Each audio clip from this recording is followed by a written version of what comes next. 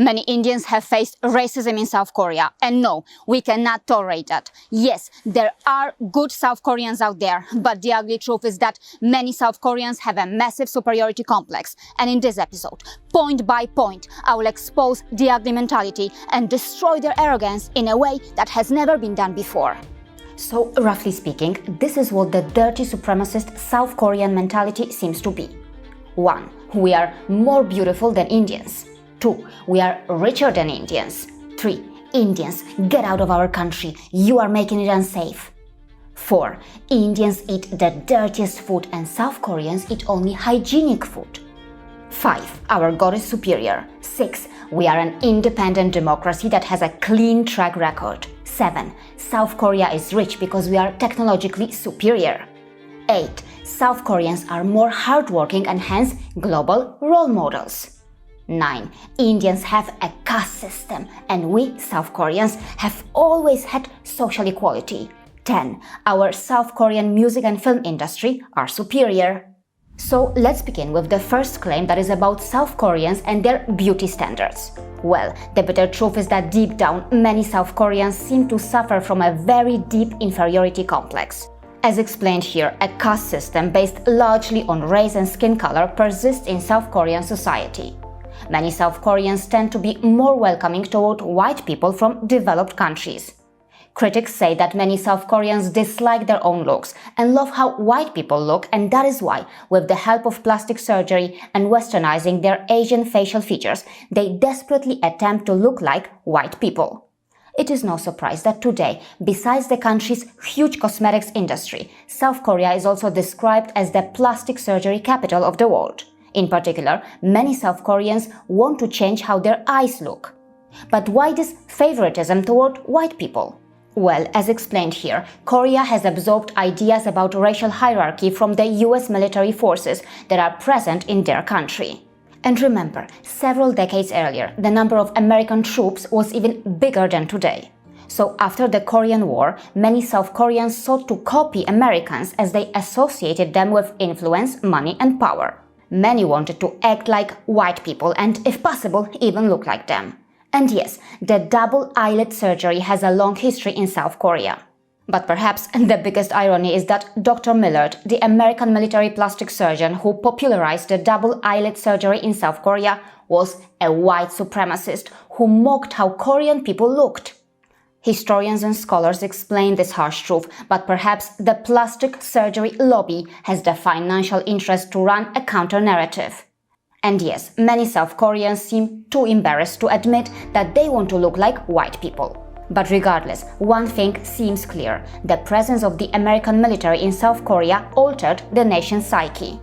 Today, racism in South Korea is a huge problem.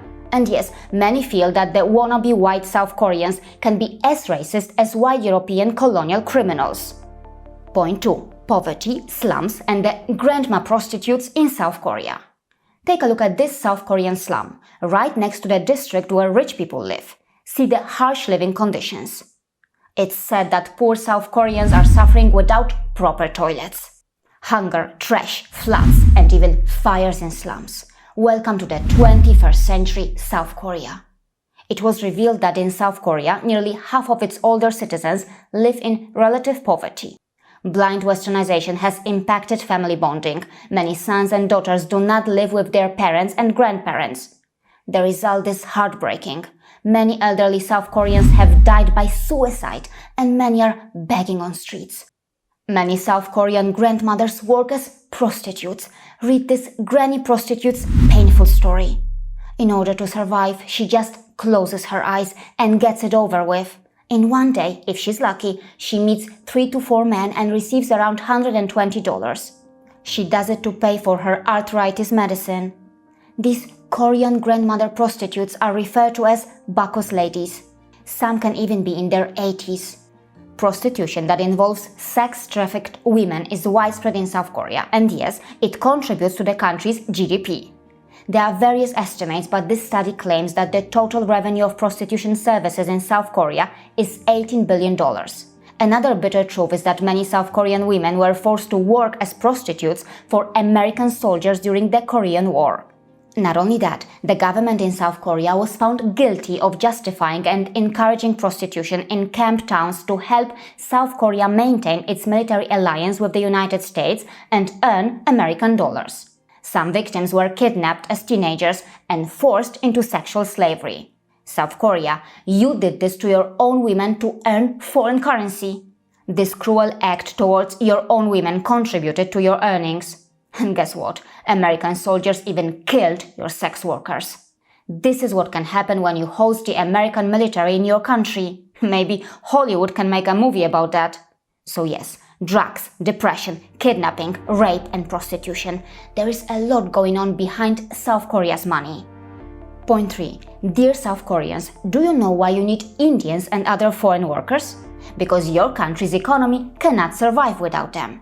Open your eyes. Your world's lowest fertility rate is shrinking your own workforce.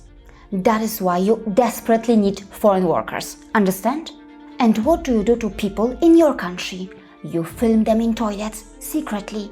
You take their nude shots using spy cams. South Korea, this creepy behavior is an epidemic in your country.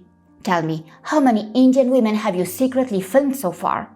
South Korea, the harsh reality is that it's your own people who have made your own country and even other countries unsafe. Want to know how? Read that here. Tell me, why this tsunami of pedophiles in your country?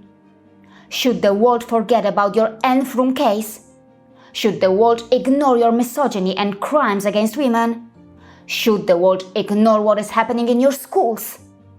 And yes, if you care about foreign tourists, please tell them how to survive against these South Korean gangsters. Point 4. Dear South Koreans, many of you mock the Indian street food. Some foreigners have even labeled Indian food as the dirtiest food, right? Maybe it's time the world critically examines the South Korean food too. For example, it was reported that in South Korea, restaurants have been serving unclean gopchang or pig intestines. Since the pig intestines were not cleaned, there was an excess amount of fecal matter in the food. Seriously? How can anyone eat of the animal that can eat its own and others? South Korea, what level of hygiene is that? And by the way, gopchang is regarded as a delicacy in South Korea. And how about your traditional rice wine that uses human When one drinks this South Korean wine, even their breath smells like Not only that, it was revealed that young Koreans feel pressured to eat dog meat by their elders, despite concerns about animal cruelty and hygiene. Point 5. On the Korean peninsula, Buddhism has a history of more than 16 centuries. But can Korea's Buddhism survive militant Christianity?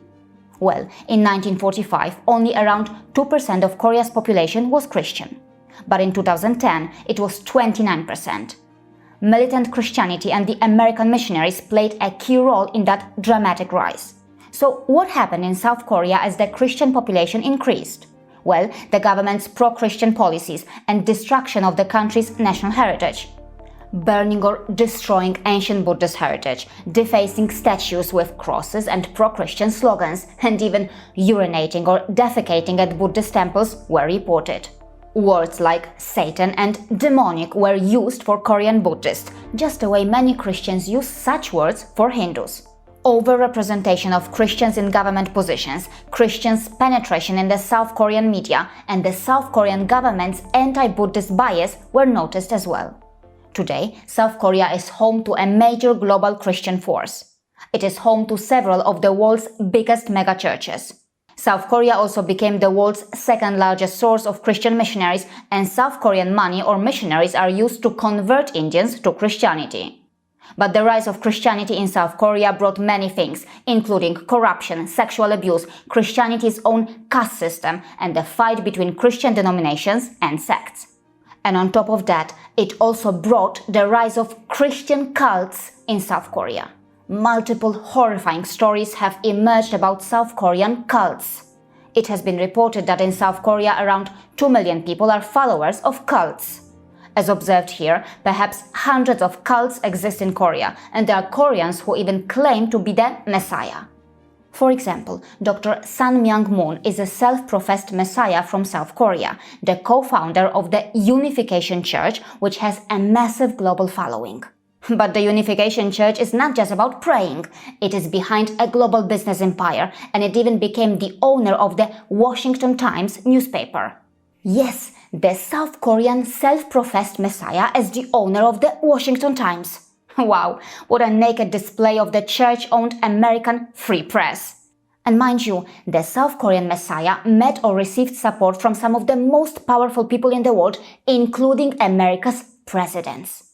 Point 6. Dear South Koreans, you think you are free and have a clean track record? I mean, what a terrible lie. With such a long presence of the American military in your country that has reshaped your identity, and with all this hardcore Americanization, do you still think that you are truly free? And your track record? Well, that's dirty and full of war crimes. How can we forget that you chose to fight America's war in Vietnam and sent an estimated 320,000 troops? How can we forget about the South Korean massacres in Vietnam? South Korean soldiers who fought alongside the US Army killed an estimated 9,000 Vietnamese civilians during the war. They committed roughly 80 massacres. South Korea, acknowledge your atrocities and apologize. Point 7. Dear South Koreans, you think your country is rich, but perhaps you do not know how it earned this massive pile of dirty money, or let's say, blood money.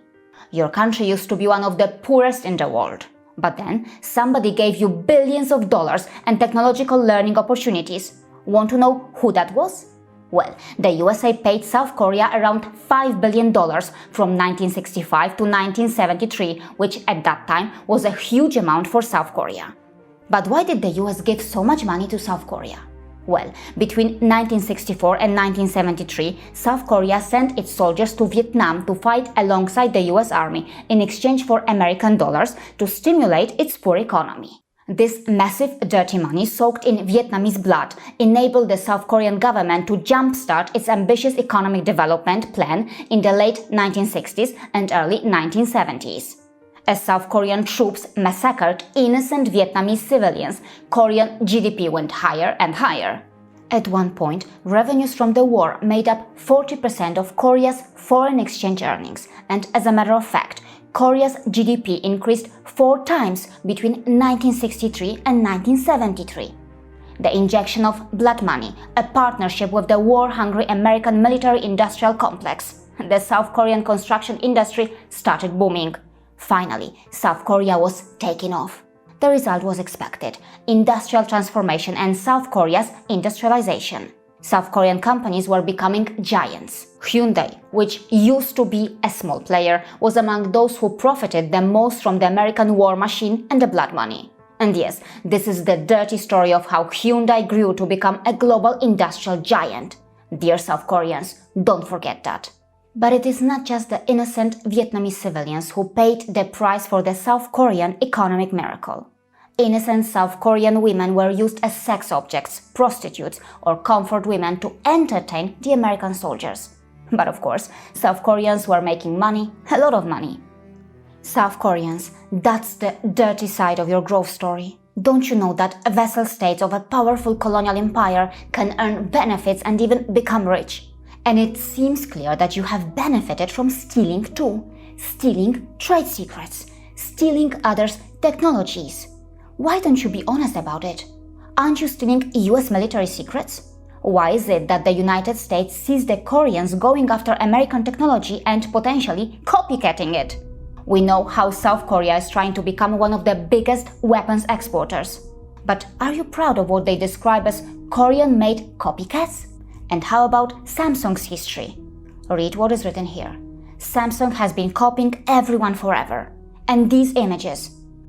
What is it all about? Yes, we know what Samsung did to Apple. And how about South Koreans stealing or cunningly acquiring Japanese technology? Read this. This. And this.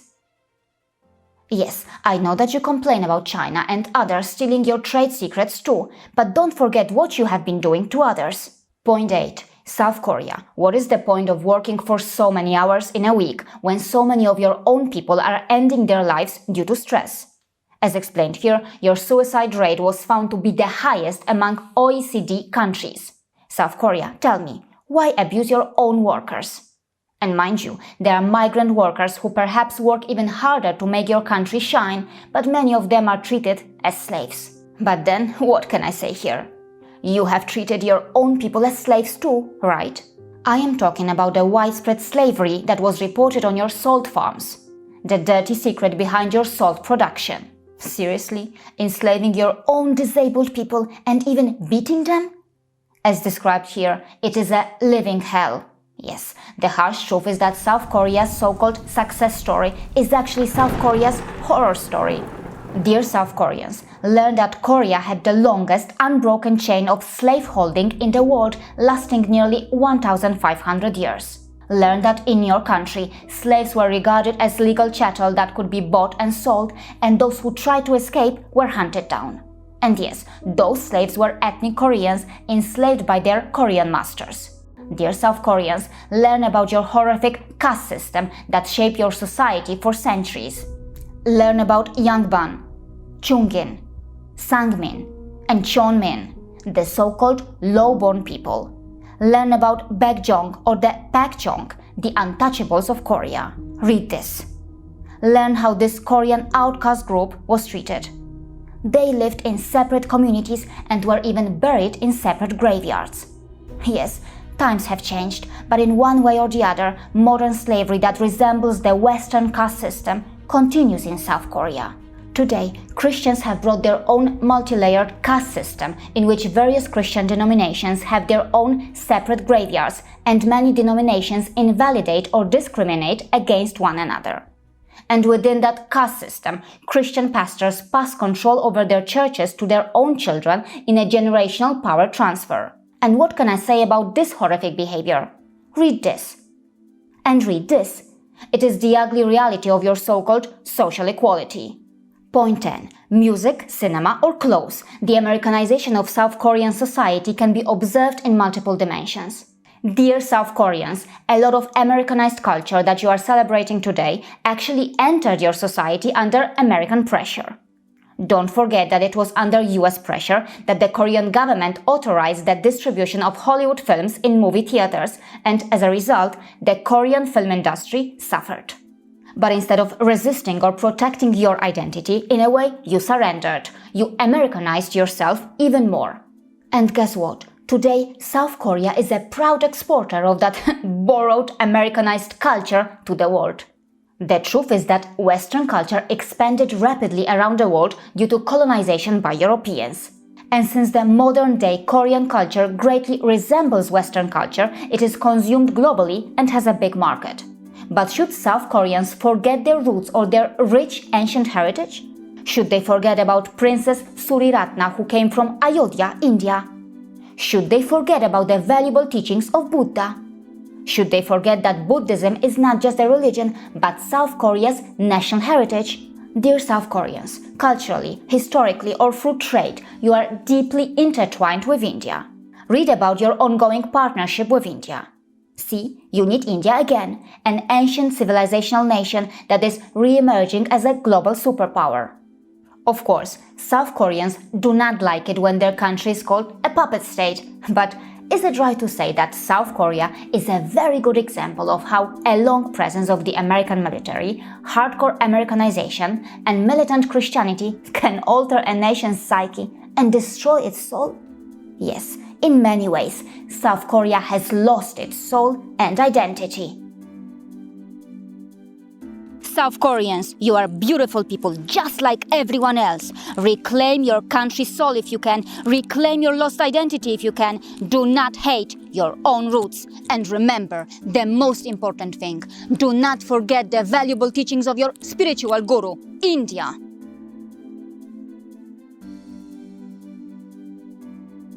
See you again.